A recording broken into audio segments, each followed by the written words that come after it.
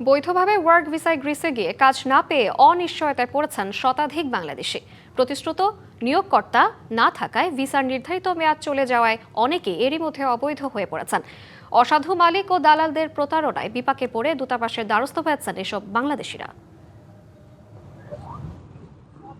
বাংলাদেশ থেকে 10 থেকে 15 লাখ টাকা খরচের বিনিময়ে ইউরোপের দেশ গ্রিসে নির্দিষ্ট কোম্পানিতে ভালো বেতনে কাজের ভিসা ব্যবস্থা করে দেওয়ার প্রতিশ্রুতি দেয় দালালরা। কিন্তু গ্রিসে পৌঁছানোর পর দেখা যাচ্ছে প্রতিশ্রুত নিয়োগকর্তার কোনো অস্তিত্বই নেই। গ্রিসে আসার আগে দালাল আমাকে বলছিল এখানে আসার পরে কাজ দিবে, মালিককে কাট করে দিবে, কিন্তু আমি এখানে আসার পরে আমি ভুক্তভোগী হচ্ছি, আমাকে এয়ারপোর্ট থেকে রিসিভ করেনি।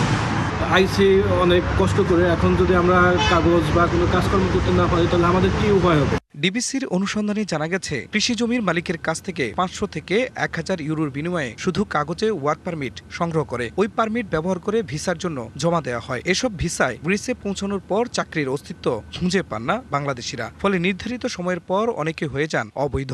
আমরা যারা ভিসা দিয়ে আসছিলাম গ্রিসে, অনেক মানুষ আছে, তো দেখা যাচ্ছে কেউ মালিক পাচ্ছে না, কেউ আমরা মালিক পাওয়ার পরেও, বেবসি পাওয়ার পরেও, কার্ড ইস্যু হওয়ার পরেও আমাদের কাগজগুলো কেটে গেছে। ভিসা নিয়ে আসার পরে মালিক পাচ্ছি না বা মালিক আমাদের গ্রহণ করছে না, বা আমরা অন্য কারো কাছে প্রতারিত হয়ে বিভিন্ন জায়গায় দৌড়াচ্ছি এবং একটা সময় কী করছি, আমাদের ভিসা মেয়াদ শেষ হওয়ার আগ করে আমরা অন্য দেশে পাড়ি জমাচ্ছি উন্নত জীবনের আশায়। প্রাথমিকভাবে ধারণা করা হচ্ছে এমন ভুক্তভোগীর সংখ্যা শতাধিক। কোনো কুল না পেয়ে অনেকেই পাড়ি জমিয়েছেন ইউরোপের অন্য দেশে। এরই মধ্যে 30 জন ভুক্তভোগী দূতাবাসে নালিশ দিয়েছেন। তারা প্রতিকার ও আইনি সহায়তা চাইছেন। বিষয়টি গুরুত্ব সহকারে দেখা হচ্ছে বলে জানিয়েছে বাংলাদেশ দূতাবাস।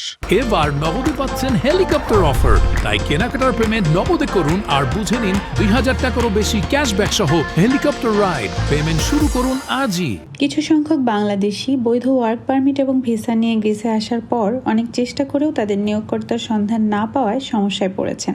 এ বিষয়ে ব্যবস্থা নেওয়ার জন্য ইতিমধ্যে কয়েকজন দূতাবাসের সাথে যোগাযোগও করেছেন। মাননীয় রাষ্ট্রদূত মহোদয় বিষয়টি আমলে নিয়ে ইতিমধ্যে গ্রিসের সংশ্লিষ্ট মন্ত্রণালয়ের সাথে সভা করেছেন। এ বিষয়ে ব্যবস্থা গ্রহণের জন্য একটি চিঠিও পাঠানো হয়েছে। বিষয়টি সমাধানের চেষ্টা করা হচ্ছে।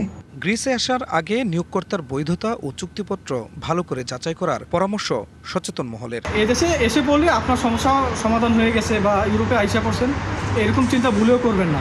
কারণ এদেশে আসার পরেও মালিক, এদেশের যে রেসিডেন্ট পারমিট, এটা আপনার ছাড়া আপনি ঠিক যেই ভিসার মেয়াদ নিয়ে আসবেন তারপর আপনার অবৈধ।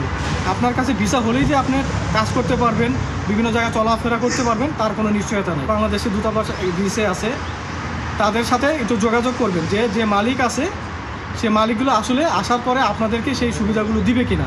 বিদেশে ভালো কাজ ও আয়ের স্বপ্ন নিয়ে যাওয়া বাংলাদেশিরা এখন দালাল চক্রের প্রতারণায় অনিশ্চিত ভবিষ্যতের মুখোমুখি। তাদের দাবি দ্রুত কার্যকর পদক্ষেপ নিয়ে এই প্রতারণার শিকার প্রবাসীদের সুরক্ষা নিশ্চিত করা হোক। DBC news desk.